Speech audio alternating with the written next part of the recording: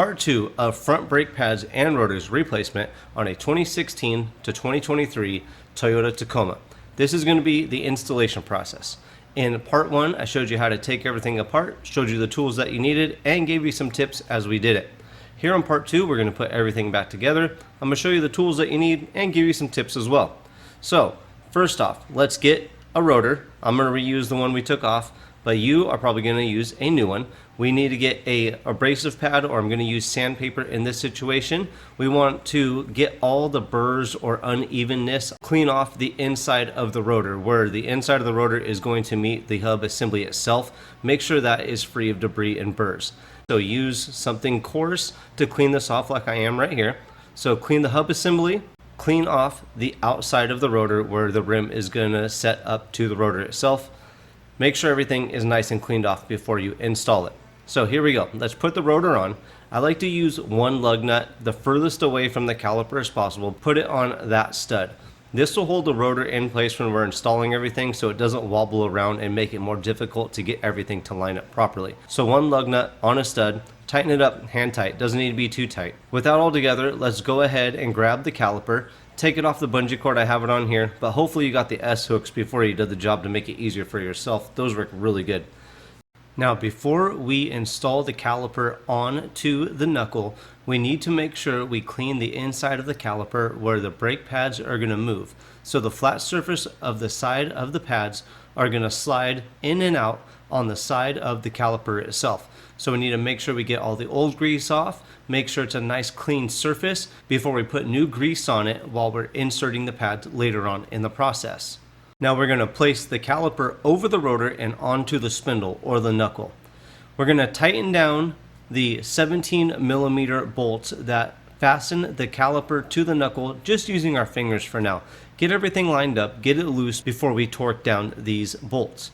Now we're going to use a 1/2 inch torque wrench to tighten these bolts down. We're going to tighten these bolts down to 91 foot-pounds. So make sure you use a torque wrench when you do this job right here. And this is where the difference between a good BJ and a sloppy BJ gets made, or the difference gets made. Using a torque wrench, you know your caliper is properly fastened down. Your bolts aren't going to back out, and you're not going to have any caliper fastening problems coming up. So again, I'm not sure if you remember, but use a 1/2 inch torque wrench when doing this job. There will be a link in the description below to purchase that if you need one, but make sure you use it if you have it. When using a torque wrench to tighten these bolts, just go to the first click. So it's set to 91 foot-pounds. Tighten it, and when you get to that first click, nice and tight. Next, we are going to clean off the slider pins. Use a towel, or I'm going to use a wire brush to clean these off. Get all the debris, all the old dirt, any grease if there is any on there. Get that all off. And before you go too far, make sure you hit that like button, subscribe, and the bell if you can. Tell everybody about me, and if this video does help you out, make sure you comment below and let me know the year, make, model of the vehicle that this video helped you on, so everybody knows what this video will actually work for. Now, let's get these slider pins completely cleaned off. After we do, we're going to set them off to the side once again. Now that everything is cleaned off, let's grab some brake grease and apply it to the caliper where the pads are going to meet the caliper on the side. Be careful not to get any grease on the brake rotor itself. Wipe off any excess grease that you might have gotten on the caliper or on the rotor, and now grab the brake pad. On the side of the brake pad, gently put a little bit of grease, not much, just so both of the surfaces touching each other are nice and greased so they'll slide in and out.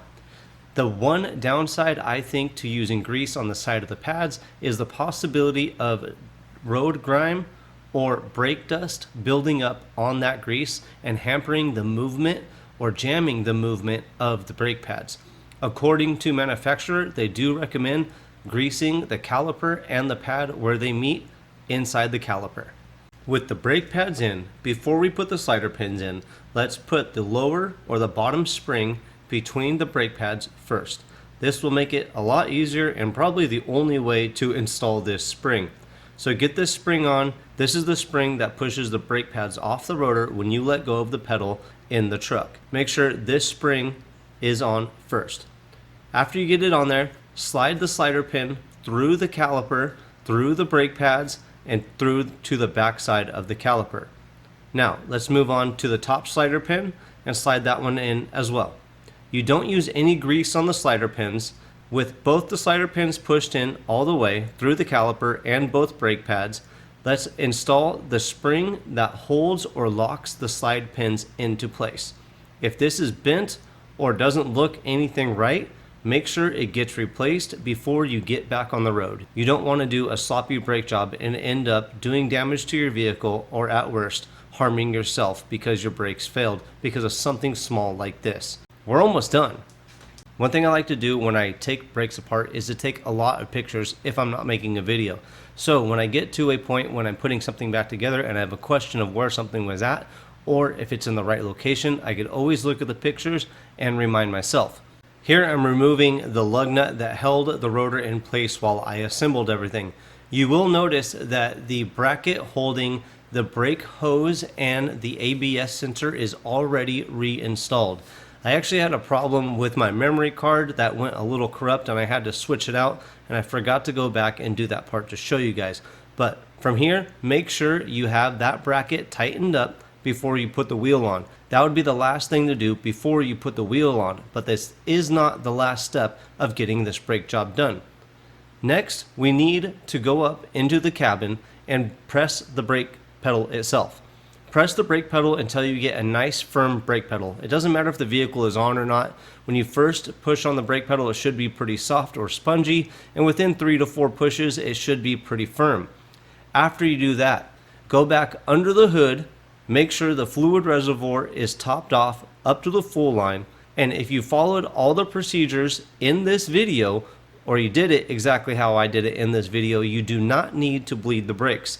If you ended up bending the brake line coming out of the caliper and having to replace that hard brake line, you will need to bleed the brakes because that will allow air into the braking system. So hopefully everything goes right as I did in this video and it comes out just as good as in this video. If it did, make sure you comment below. Let me know the year, make, model of the vehicle that this video did help you out on. I know I asked before, but hey, I'm asking one more time.